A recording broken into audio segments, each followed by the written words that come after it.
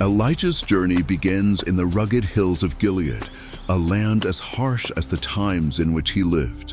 The people of Israel, once devoted to God, had turned their hearts to Baal, seduced by the promises of prosperity and power. King Ahab, driven by his wife Jezebel's influence, led the nation deeper into idolatry. In the midst of this spiritual decline, Elijah emerged, a man of unshakable faith and fiery resolve. His first act as a prophet was both bold and devastating. He declared to King Ahab that a drought would strike the land, a punishment from God for Israel's waywardness.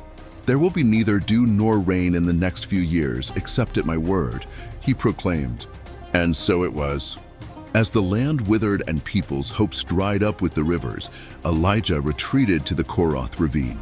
There, in solitude, God sustained him through ravens that brought bread and meat, a testament to divine provision in desolation. When the brook dried up, Elijah was sent to Zarephath, a foreign land. It was there that he encountered a widow preparing her last meal for herself and her son before resigning to death. Elijah's request for a morsel of bread seemed audacious, but his words carried the weight of divine promise. "The jar of flour will not be used up, and the jug of oil will not run dry until the day the Lord sends rain." Against all odds, the woman trusted him, and the miracle unfolded just as he said. But miracles were not without trials. The widow's son fell gravely ill, his life slipping away. In anguish, the woman turned to Elijah, accusing him of bringing judgment into her home. Elijah's humanity shone in that moment. He took the boy in his arms, carried him to the upper room, and cried out to God, "Lord my God, have you brought tragedy even on this widow by causing her son to die?"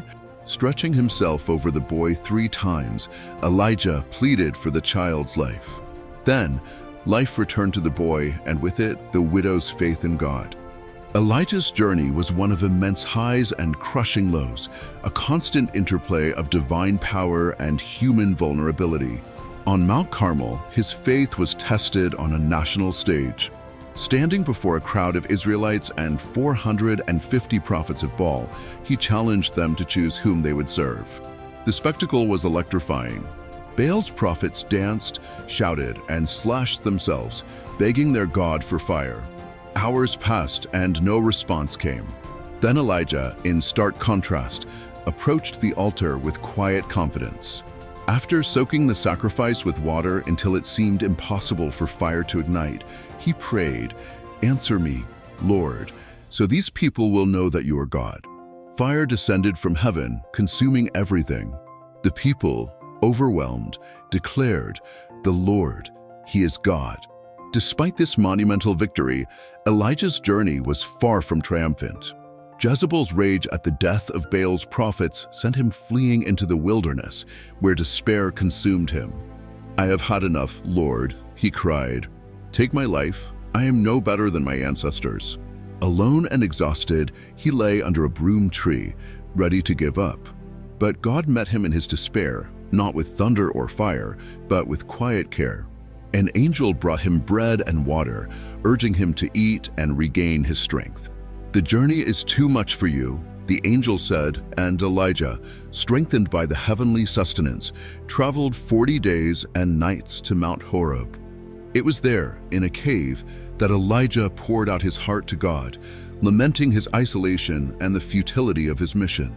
"I have been very zealous for the Lord," he said, "but I am the only one left, and now they are trying to kill me too." God's response was profound. He did not appear in the powerful wind, the earthquake, or the fire. Instead, he came in a gentle whisper, reminding Elijah that his presence is not confined to grand displays, but is found in the stillness. With renewed purpose, Elijah was given his next mission, to anoint new kings and to appoint Elisha as his prophetic successor.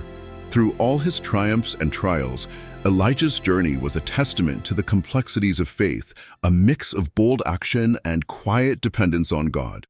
He was not a flawless hero, but a man whose struggles and victories mirror the human experience. Elijah reminds us that even the strongest of faith can falter, but God's faithfulness never does. The moment of transition between Elijah and Elisha was as profound as it was deeply human. Elijah, who had carried the burden of prophecy with such fiery zeal, was now nearing the end of his earthly mission. His successor, Elisha, was a man of humble beginnings, a farmer, tending to his oxen when Elijah first cast his mantle upon him. That gesture, simple yet significant, marked Elisha's call to a life of service and sacrifice. Elisha immediately left his plow, slaughtered his oxen, and burned his equipment, a symbolic act of leaving his old life behind to embrace the divine calling. At the Jordan River, Elijah performed one final act of divine power. He rolled up his mantle and struck the water, parting it so they could cross on dry ground. This moment echoed the miracles of the past, the parting of the Red Sea, the crossing of the Jordan under Joshua, reminding Elisha of the continuity of God's power throughout generations. On the other side, as the weight of the moment settled upon them, Elijah turned to Elisha with a question. "Tell me, what can I do for you before I am taken from you?" Elisha's response was both bold and heartfelt. "Let me inherit a double portion of your spirit." This was not a request born of arrogance or greed, but one of profound humility. Elisha understood the immense responsibility of the prophetic mantle and the challenges it entailed. To follow in Elijah's footsteps, he would need strength, wisdom, and the Spirit of God in abundance. Elijah's reply carried both affirmation and a test. "You have asked a difficult thing, yet if you see me when I am taken from you, it will be yours, otherwise it will not." What happened next was a moment unlike any other in history. As they walked together, a chariot of fire, drawn by horses of fire, appeared and separated them. Elijah was taken up to heaven in a whirlwind, a dramatic and awe-inspiring departure that left Elisha standing alone, his heart heavy with both grief and purpose. As Elijah vanished into the heavens, Elisha cried out, "My father, my father, the chariots and horsemen of Israel." His words were a poignant acknowledgement of Elijah's spiritual authority and his role as the protector of God's people. In the aftermath of Elijah's ascension, Elisha tore his clothes in mourning, a raw and human expression of loss. Yet, amidst his grief, he picked up Elijah's mantle, a physical symbol of the responsibility that now rested upon him. Returning to the Jordan River, Elisha struck the water with the mantle and cried out, "Where now is the Lord, the God of Elijah?" When the waters parted once again, it was clear that the spirit of Elijah had indeed rested upon him. The sons of the prophets, who had been watching from a distance, recognized the significance of what had occurred. They bowed before Elisha, acknowledging his new role as the prophet of Israel. Yet, their human doubt lingered. They insisted on searching for Elijah, unable to fully accept that he had been taken up by God. Elisha allowed them to search, though he knew it was futile. When they returned empty-handed, it was a confirmation not only of Elijah's departure, but also of the divine calling now placed upon Elisha. This transition was not merely the passing of a title or role, but the continuation of a divine mission. Elijah's fiery zeal had paved the way, and now Elisha's ministry would carry forward with a spirit of compassion and miraculous provision.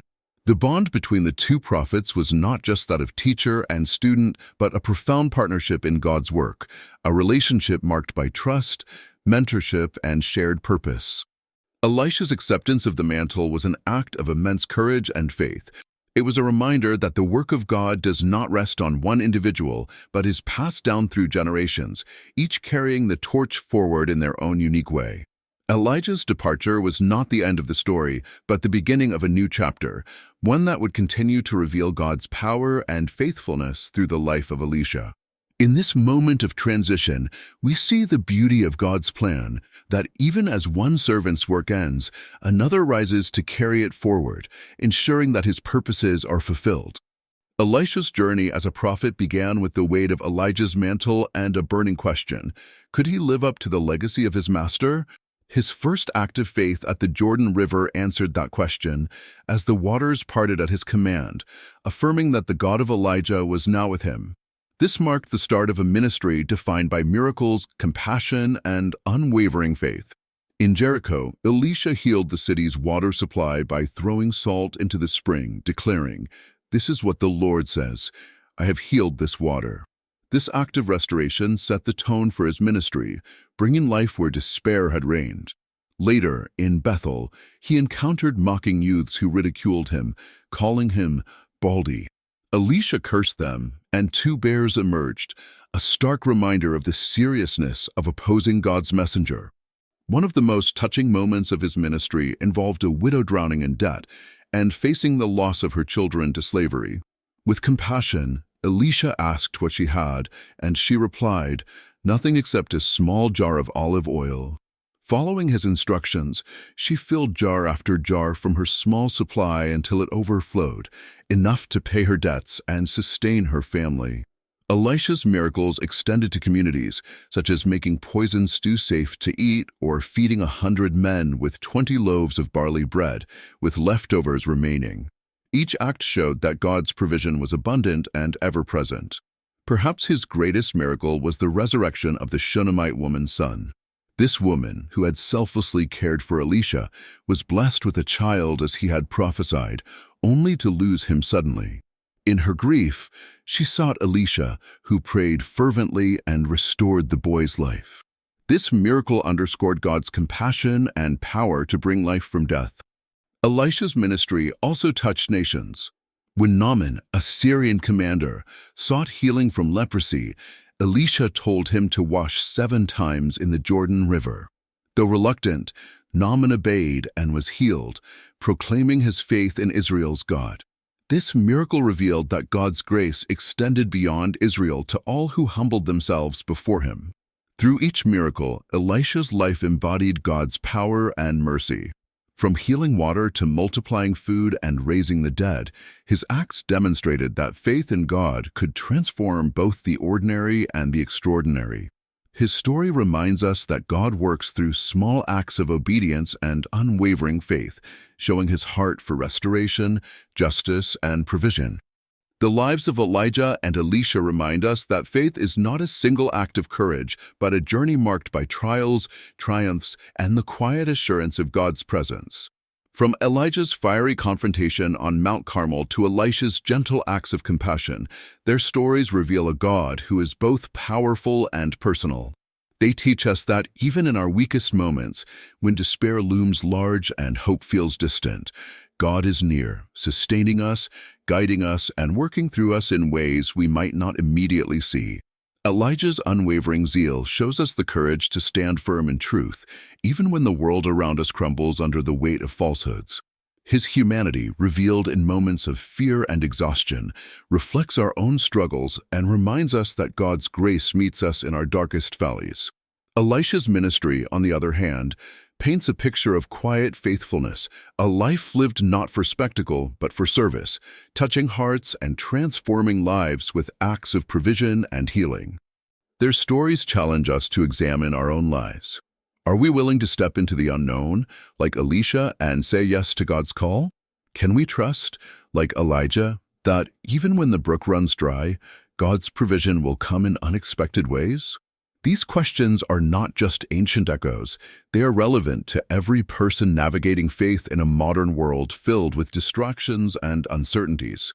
If you've been inspired by the lives of these extraordinary prophets, consider how their lessons can shape your journey today. Don't keep this message to yourself. Share it, reflect on it, and let it guide your actions.